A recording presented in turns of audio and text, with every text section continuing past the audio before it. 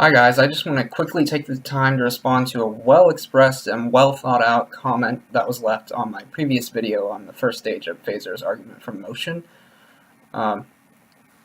His first point was that it seemed like one of my statements in the video might have evinced an atheistic bias on my part that led me to hastily assume specifically that change is not the actualization of a potential.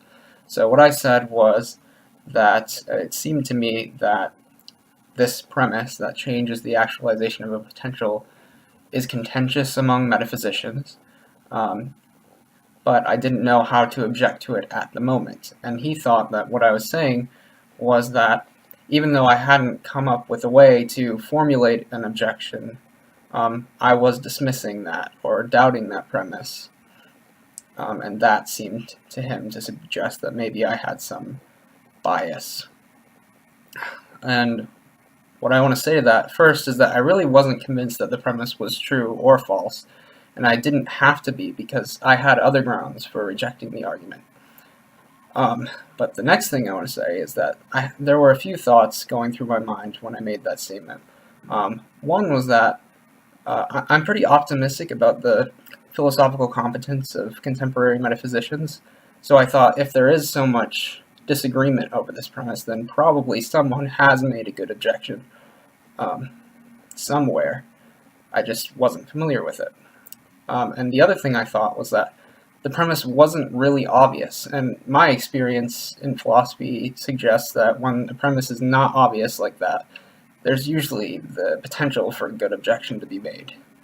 But I really wasn't thinking that there was any objection that can be made that's in the final analysis compelling. I just thought probably there's some consideration that could be raised that I just didn't know about, and so if I had known about it, I would have presented it, but unfortunately I wasn't able to. One more quick comment on this concern. A year or so ago, I encountered this idea online that change is the actualization of a potential, and I saw some people commenting with their objections, and it seemed to me that there was something to those objections, but at the time that I made the video on the first stage of Phaser's argument, I really didn't remember those objections very well, and so I didn't know how to articulate them.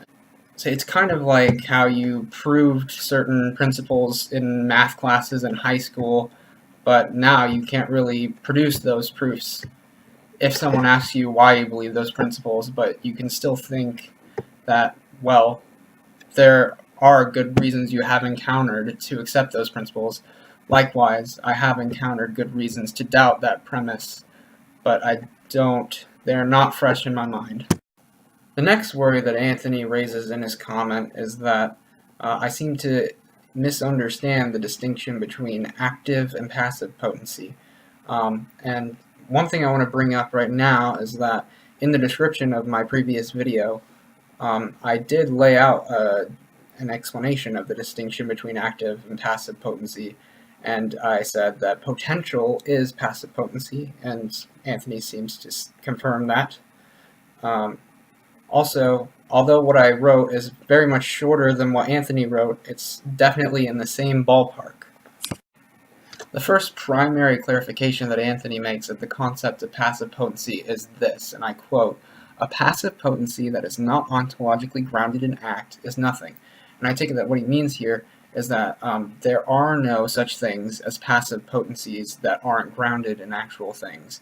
And I agree with this. I think it'd be really strange for there to be the ability for something to be affected, such as the ability for something to become cold, that just floats out there without being attached to anything, because if there is an ability to be affected, well, that implies that there's something that can be affected. And I think the only reason that you might doubt this principle is that you're confusing the colloquial sense, or one colloquial sense of potential, with the Thomistic sense. In the colloquial sense, you might say, oh, there's the potential for something to begin to exist. So there might be we could imagine a possible world where there's nothing except this potential for something to begin to exist, something else to begin to exist. And that potential wouldn't be grounded in anything because that's the only thing that exists in that possible world. but it would still be a real thing. And to make sense of it, what it is just the chance for something to come into existence, or the possibility for something to come into existence. And that is different from the Thomistic idea that a potential is a passive potency, or an ability to be affected, which seems to be necessarily associated with a thing that can be affected. So here's the problem that Anthony thinks this observation about passive potency poses for my previous video, specifically my first objection in that video.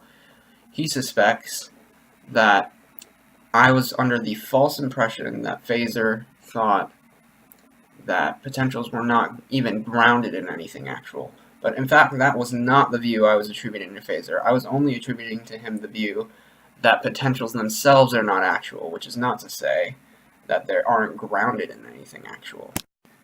Anthony's next suspicion is that I don't properly understand the division between active and passive potency, and I believe he thinks this because when I say a potential is an actual thing, he thinks I either mean to say that a potential is an active potency, when in fact potential is synonymous with passive potency, and passive potencies by definition cannot be active potencies, or he thinks that in saying that a potential is actual, I'm committing myself to the view that this potential is an active potency, even if I didn't mean to say it was one.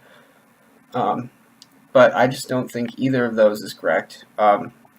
All I am saying is that a potential, which is a passive potency, is actual and also has the ability to actualize things, or potentially has the ability to actualize things in virtue of its being actual, just like any other actual thing with actualizing power gets that power from its being actual.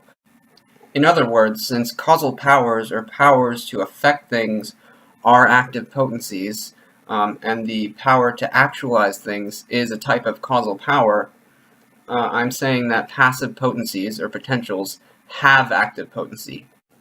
Anthony goes on to point out that Phaser emphasizes that potentials are not nothing, and Anthony gives two quotes from the Five Proofs book where Phaser emphasizes this. I'm going to shorten them. The first quote says, "That coffee has the potential to become cold while lacking certain other potentials shows that the coldness is not exactly nothing, even if it is not yet actual either." I think it's interesting to note that here Phaser is saying that the coldness is not exactly nothing. He's not directly saying that the potential for coldness is not nothing, although I think he believes he's saying that, and I think that's incorrect, because the coldness is the state of affairs or property that the potential is directed toward. It is not the potential itself.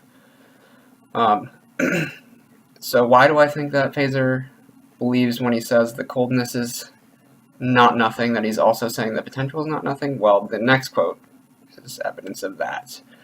He says that coffee has the potential to become cold, and after sitting out for a while, that potential is made actual. This is not a case of something coming from nothing, which Aristotle agrees is impossible, because again, a potential is not nothing. So he says again, which indicates that he thought he was already saying in that previous passage that I quoted that a potential is not nothing, but really he was just saying the coldness toward which a potential for coldness is directed is not nothing.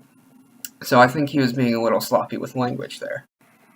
Now, does the fact that Phaser believes that potentials are not nothing really count against anything I said in the previous video? I don't think so, because all I attributed to Phaser was the view that potentials are not actual things, which is not to say that he thinks they're not things whatsoever. It just means that they're not things with actuality. Anthony makes one more key point, namely that a passive potency is a necessary but not sufficient condition for motion or change. And that seems to be in conflict with something I said in the previous video, specifically that a potential can serve as an actualizer, which seems to mean that it can be a sufficient condition for the actualization of a potential. And yes, I do disagree with this claim that passive potency can't be a sufficient condition for change. But in disagreeing with that, I don't think I'm evincing any confusion or misunderstanding about the Thomistic concepts, because this claim doesn't really follow directly from those concepts. I think I'm just substantively disagreeing with a metaphysical thesis that a lot of Thomists accept. So this point is really important, but I think I could devote an entire video to this topic, so I'm going to not address it right now. I'll leave that for later. See you later.